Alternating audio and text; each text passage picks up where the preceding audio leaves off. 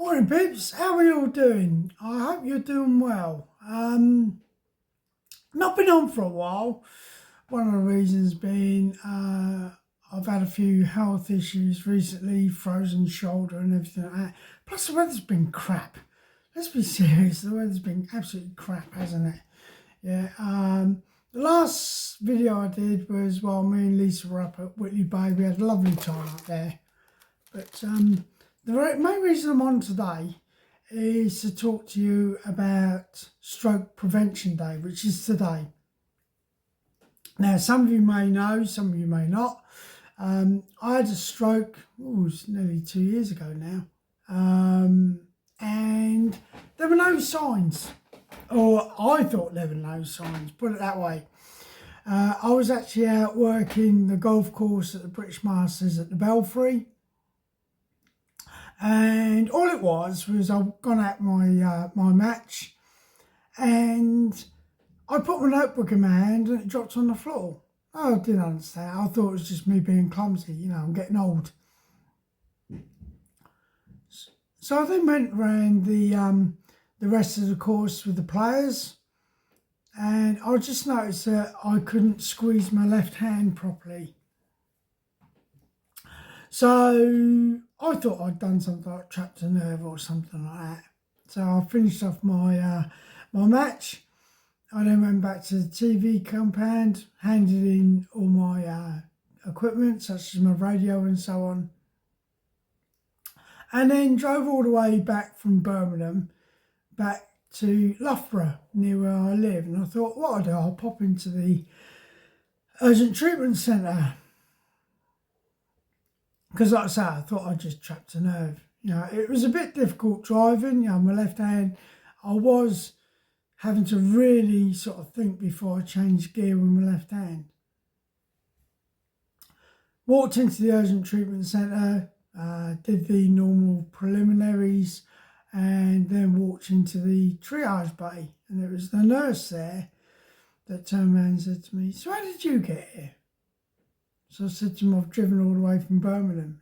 "You've done what?" I said, "I've driven all the way from Birmingham. Why? Is there a problem?" And he says to me, "You're having a stroke." Now, like I say, there was none of the signs.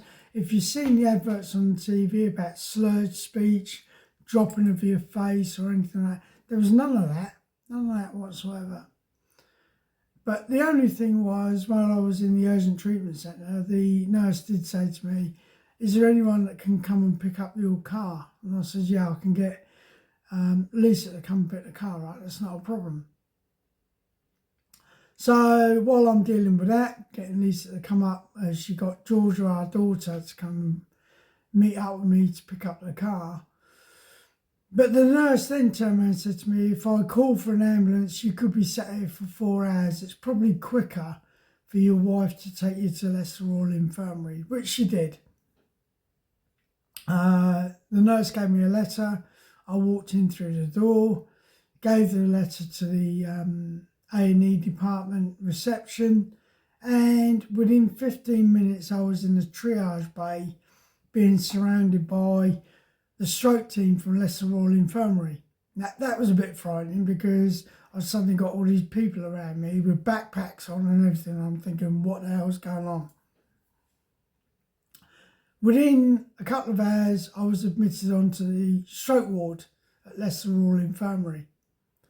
And I stayed there for 3 days. Yeah, being sort of looked at by consultants and everything like that. So what I want to say to you guys is I'm going to put a link to the Stroke Association, into the description of this video. And what I would like you all to do is to actually go onto the website for the Stroke Association and look at some of the things that you can do to prevent a stroke, such as checking your blood pressure and so on. During my recovery, due to my PTSD, I did have a bit of a wobble. I won't deny it, because I wasn't able to do things. As you can see in the background, there is a load of guitars. There's another one there with my amps. I couldn't play my guitars because I couldn't manipulate my left hand. So Lisa and I ended up locking the guitars away in the wardrobe because it was upsetting me, the fact that I couldn't do things. I couldn't go out tabbing. Yeah, that was another thing, that I couldn't go out and play golf.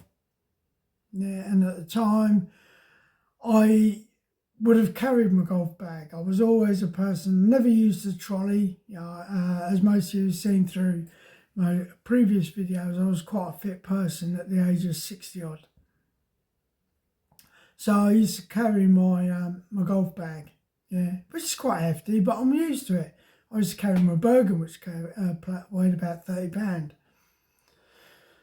But things like that were starting to sort of do things with my mental health, and I started to go into a bit of a slide. But with 3 days of being in the hospital, I was released under an early program because they thought I was going to do all right. And yeah, I did okay. The nurses were getting me to do exercises and so on, which was great. But this stroke was starting to take effect on me. Yeah, and it wasn't until I went through another therapy session that I started to get on top of things again. And with the health issues I've had recently, with this frozen shoulder and everything, I start to feel a bit down. Now, what has been a great help to me is my guitars. Yeah, because even though I couldn't get out because of the bad weather and everything like that, I had my guitars that I could rely upon, yeah, which has been great. But there's things within the Stroke Association website that you'll see that I would really like all of you to take time to look at. And if you recognise any of the symptoms in yourself, yeah, please go and see your GP, yeah, or even pop along to your urgent treatment centre, yeah, to see if there's anything that needs looking at. I wouldn't suggest you go to A&E. I wouldn't like you to block up the system at A&E, yeah, because it might be nothing. A good point to go to is to your GP, and if you've got an urgent treatment centre like we have in Loughborough, go and see them. Yeah, they will refer you to an A&E department if necessary. Now, if it is a case of you are getting slurred speech, or one side of your face is dropping or anything like that, then please don't hesitate. Go to A&E and get looked at. Strokes are becoming more common nowadays, as my understanding, and I've become a bit of an ambassador for the Stroke Association. In fact, my recovery was used as a national advert, yeah, in the national newspapers, yeah, in the way that I dealt with it. So like I say, today is National Stroke Prevention Day. Yeah, so please take a bit of time out and have a look at the Stroke Association website. I'm not scaremongering or anything like that. I'd just like you to take some preventative action, yeah, so that you can ensure that you don't end up in the same situation as myself. Now, I was lucky, very lucky, yeah, in the fact that I've come out with very few sort of effects afterwards. But through the Stroke Association, I met up on an online forum with people that have become worse off than me, yeah, where they still need help years after they had this stroke. One person was in his 80s and his wife still needs to do things for him, yeah, such as being able to cut up his food for him to eat. Some people have swallowing problems with a stroke and things like that. So, like I say, I'm not scaremongering. I just want people to take some preventative action, yeah, and understand what stroke is all about. There's been a lot going on in the world, and I'll probably do another video. There's a lot that my friend Keith Let's Tab 59 has been doing. Sorry, Keith, I've not been able to catch up on all of your videos recently. I do apologise, but I will do in the next couple of days and do some follow-on actions.